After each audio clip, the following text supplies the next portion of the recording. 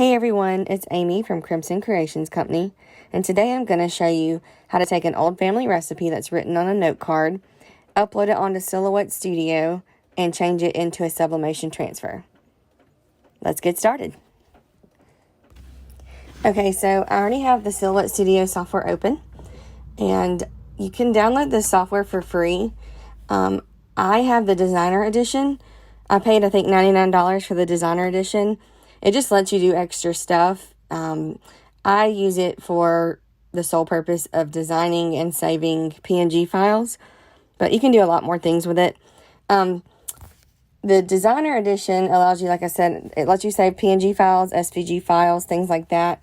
The PNG files have the transparent background, and the SVG files are like the cut files for Silhouette and Cricut.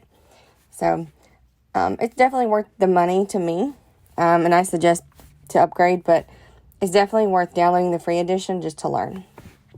So let's get started. We're going to go up here to File and Open. And I had a customer, I sell sublimation transfers on Etsy, and I had a customer, she wanted a copy of her family recipe that was taken on a note card. She took it on this picture here. I'm going to show you that first. She sent this picture. You can see her granite countertop. Let me make this smaller. So to make this smaller, you can obviously use these corners here, shrink it. I usually just move it here to the center and this lock button here, make sure it's clicked. And I just put about 8 inches, that'll work. Okay, so it's going to scoot it down here. Okay, so this is the original picture she sent me. She wanted this, just the handwriting, printed out on a sublimation transfer to put onto a gift for her family for Christmas. So this green circle here, I'm going to take it and just rotate the image this way to the left. I'm going to make it a little bit bigger just so we can have better work area, because we don't want any of this black. We're literally just getting the writing off of the note card for her. Alright, so we're going to put that in the center here. You're going to come over here to the right. This is one of your toolbars. This is the trace panel button. You're going to click on this. Going to go to select trace area. And with this, we want to get as close as we can without cutting any of the words off. Okay, and see I cut a little bit of the words off on the left. So we're going to actually scoot this over a little bit more. Okay. So you see some of the words are highlighted and some are not. And she's got the granite here. It's lit up as well. So we're going to go to the threshold. I just want to make my writing as clear as possible. The other surrounding areas I can erase. I'm not worried about that. So if you go too much on the threshold, it's going to make it, obviously it fills it in, it makes it blurry. We're going to go about... That looks good, about 62. And we're going to select trace. Alright, so we have two images here. We have the original and we have the second copy here. It's red. We're going to move this original. I'm going to actually delete it. Okay, so now you have the trace image and it's red. You're going to select it by clicking. You're going to come up here to the top left and do a quick color. I call them quick colors. There's two spots to do colors. It's right here on the left, or you can go on the right over here to the paint easel thing. It's called fill panel. And then you can do like all kind of colors over here. This is where you can make your own mix of colors. But we're going to do it up here to be easy. Back up to the left, and I'm going to just select black just so I can see everything. Okay. And from my understanding, this second box here is the cut area if you're using a machine. So I'm just going to put transparent. It'll still show red, but on here it doesn't. It's transparent. Okay, so we have what we want technically, but we don't want any of the surrounding parts. So I'm going to make this image a little bit bigger.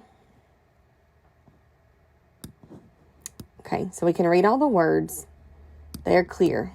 So we're going to scoot it up. And I'm going to erase these extra pieces on the side here. We'll do that first.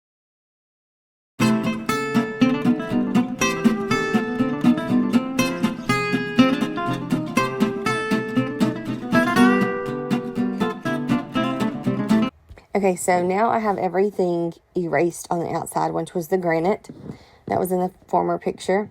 So I'm going to come back up here to select. I'm just going to make this bigger now. Okay, I'm glad I did that. So you see how when I hit select, it just selected that word coconut. So right now it's in pieces. So there's two ways to do, I want to get rid of these lines. There's two ways to do it. I can select it like this. See how it selects it with little boxes and hit delete. Or we can use the eraser tool. This is quicker. So we're going to do that. Sometimes you have to just select one at a time because of where it's located. So we'll do that real quick.